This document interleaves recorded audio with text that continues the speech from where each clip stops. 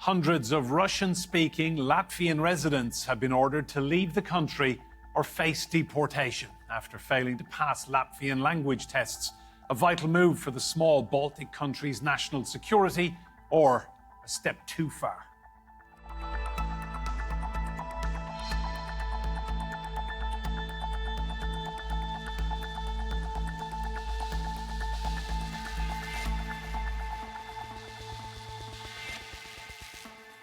Hello and welcome to Roundtable. I'm Enda Brady. Now, since the outbreak of the war in Ukraine, Latvia has brought in strict rules to limit the use of the Russian language. But in a country where a quarter of the population are Russian and where many have lived their whole lives, some elderly people now face their lives being upended. They say the best age to learn a language is when you're young.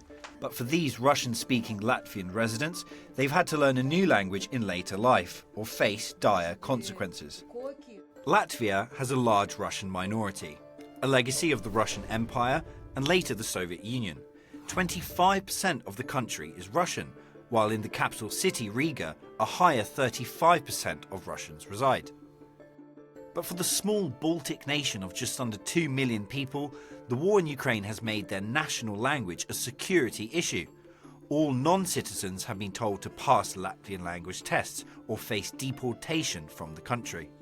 Most Latvians of Russian origin speak the language well and are fully integrated, but an older generation, who never needed to learn, are now caught up in the fallout.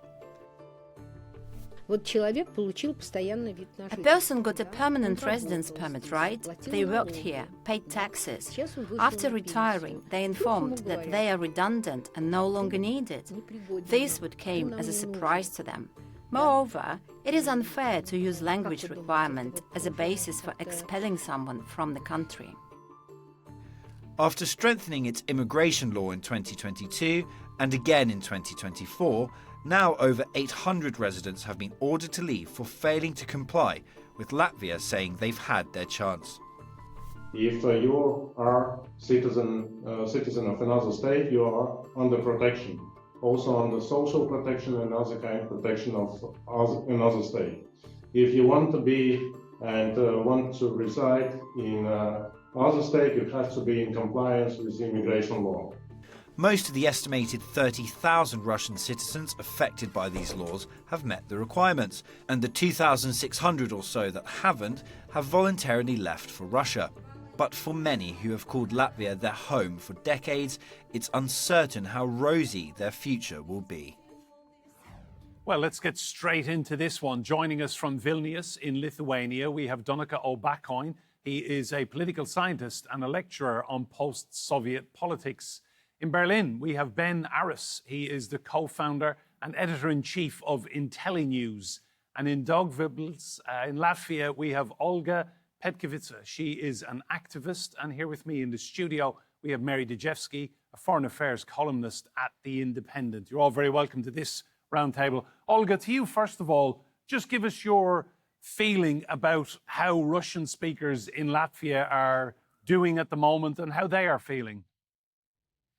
Well, they're not feeling very nice because they are being pushed to speak only Latvian. The schools are now only in Latvian, and now they are trying to ban Russian language in public institutions. So it's not quite a nice feeling, and we have to clarify that according to statistics, about 35 to 45% of people living in Latvia use Russian language in their everyday life. So it's less than a half of population, but it's a very, very major part.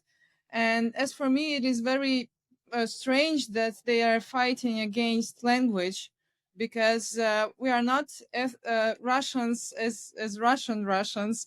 I always name myself a Latvian Russian.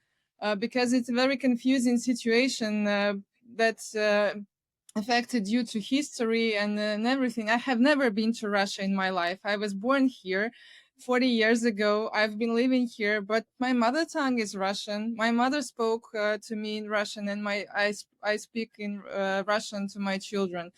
But as if I am not Russian, but I'm not Latvian also because I speak Russian. And it's a very, really confusing feeling because I feel here in my homeland, but the authorities tell me that I'm not quite right. I'm not purely Latvian. I cannot name myself Latvian. So, yeah, it's not very nice right now. So, Olga, you speak excellent English, you speak Russian, you speak Latvian. Your compatriots, many of them will be much older than you, a different generation, and they really are struggling to learn Latvian. That's what's at the crux of this. Well, those who are struggling to learn Latvian now are those who took Russian citizenship. There was a very confusing situation when Latvia regained its independence in 1991. So about 2/3 of the population got the Latvian citizenship, and 1/3 of the population, roughly, got the status of non-citizens of Latvia. It is a very strange status. They got this violet passports where it is written alien's passport. It's very confusing to go somewhere abroad with this passport because no workers on the border cannot understand, are you a Latvian citizen or not? What is this non-citizen of Latvia?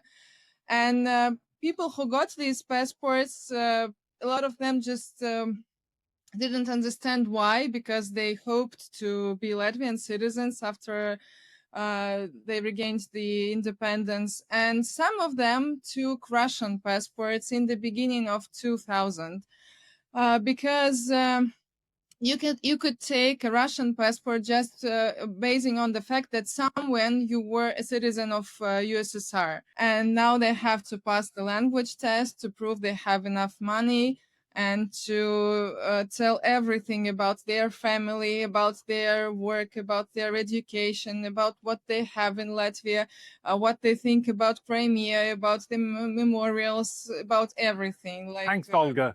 Let's bring Mary in on this. Mary, it's clear that the Latvian authorities do not trust the people in their country who speak Russian. That's what's behind this, isn't it? Well, and that goes back a very, very long way. You remember, I was an exchange student in the Soviet Union in the 70s, and contacting the university authorities in the Baltic states, including in Riga, to try and get us overnight lodgings, which was a sort of standard exchange deal. That even then, in the middle of the 70s, the people at the end of the phone in Riga University would not speak Russian to the Russian-speaking, obviously, authorities in the place where I was in the Soviet Union. And eventually, they were going to stop talking altogether, and I spoke German. So everybody agreed that they would speak German, and we carried on in German. But the resistance to speaking in Russian, it goes back a very, very long way, because it's considered part of, it's the shadow of what Latvians regard as the occupation by the Soviet Union. And so the 2/3 of the population that is Latvian speaking and regards themselves exclusively as Latvian sees Russian as an enemy language. Thanks, Mary. Donnacha, to you, how do you think the European Union is feeling about this?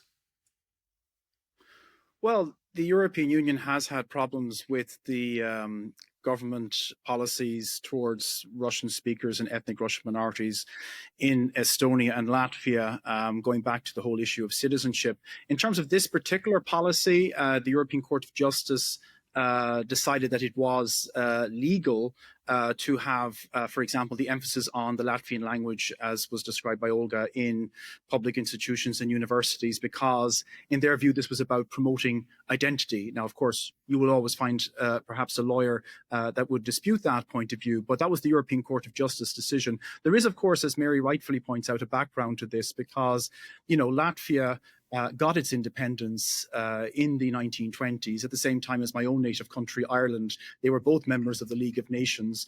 And then they were, in the case of Latvia, they were reinvaded. And then, you know, a number of things happened. There was an intense Russification campaign. Many Latvians, tens of thousands, were deported to very inhospitable parts of the Soviet Union, particularly Siberia. And then, of course, there was a mass settlement of Russians that took place in Latvia.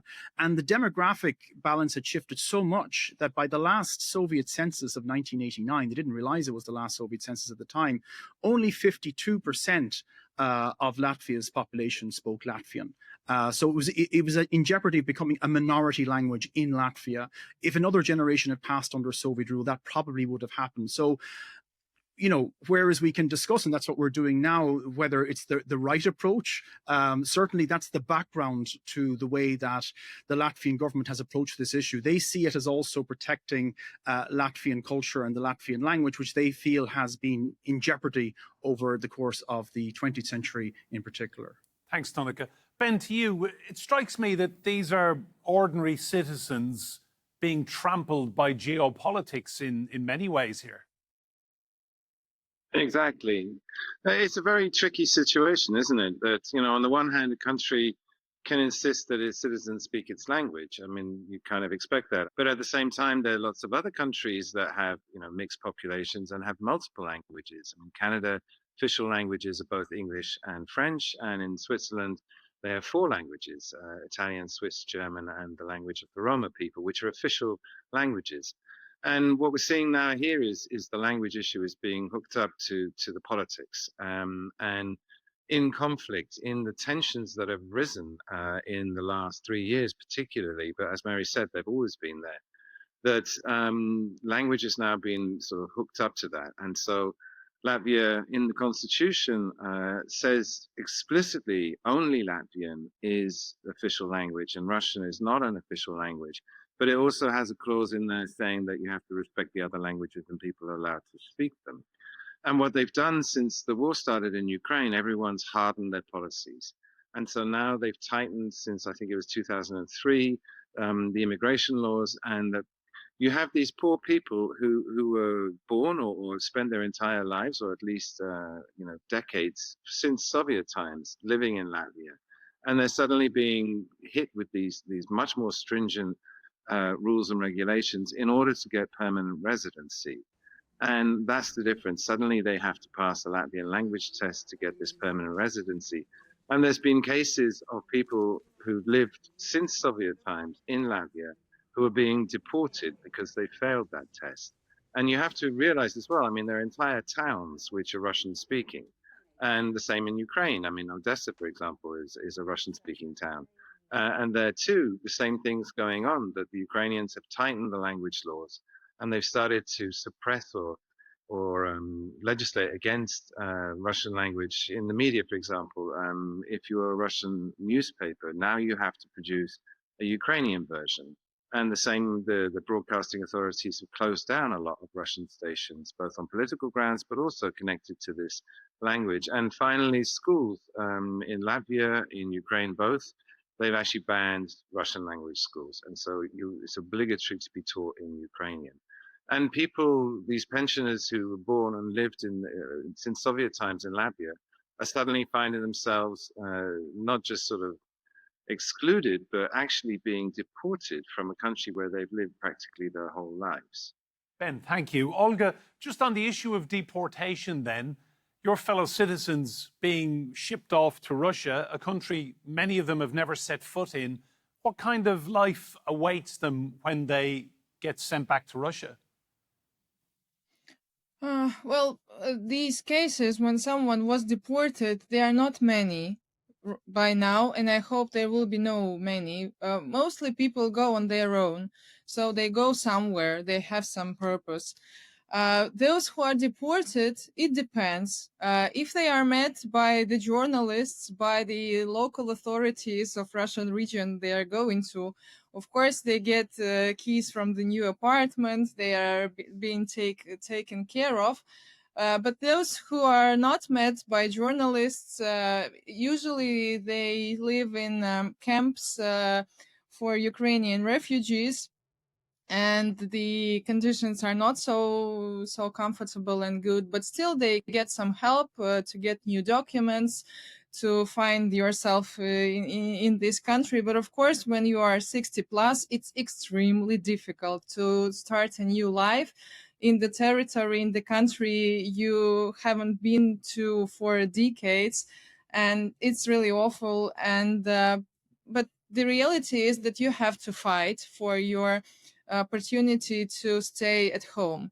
Those who don't fight, those who don't do nothing, those who say like, okay, let them deport me, you will be deported. But there are still many opportunities to stay. And those who come to me, no one of people I have taken care of was deported. They still live here in their homes, and I'm very proud of it. And I always say, you have to do something. Just don't let it flow on its own. It will be a bad end. Thank you. Mary, to you, I'm just struck by the issue of people not being allowed to speak a language, because Vladimir Putin started his war in Ukraine off the back of what he claimed were Russian language speakers being abused, he alleged, in the Donbass. So is Latvia inadvertently handing Russia a trump card here to play at some point in the future? Well, I mean, it's certainly a propaganda card. And it was a propaganda card when the Soviet Union collapsed. There've been sort of two waves in Latvia of Russian language being a very high-profile issue and Russian speakers being essentially weaponized. And one was immediately before and after the re-establishment of Latvian independence. And the other is in the wake of the 2022 Russia invasion of Ukraine, when there started to be Russians looking to enter, including young Russians leaving Russia to enter Baltic states, including Latvia, where they weren't really welcome. Now, a lot of those Russians wanting to leave for fear of the draft, for instance, tended to go to other countries as well. But, the Baltic states were an initial choice, which was quite soon pretty much closed down for all the reasons that that we've heard. But, language rights, if you look at Ukraine now, then really Russia is being, if not completely banned, then squeezed out from two directions. First, because of the officials and officialdom is regarding Russian language as an enemy language and hostile to the nationhood of Ukraine, which has been absolutely massively strengthened since 2022. The other is that it's an entirely grassroots phenomenon that actually goes back before that, because, I used to go to Ukraine a lot, and certainly in the last 10 years, I would say that even though you hear Russian in the streets of Kiev, and it's obviously the current language, or it used to be, if you went into shops, the reception for speaking Russian as opposed to speaking Ukraine changed quite noticeably over that time, to the point where there was an occasion where I would use Russian routinely on visits to Ukraine. But I would say that about 5-6 years ago, I stopped doing that and started in English.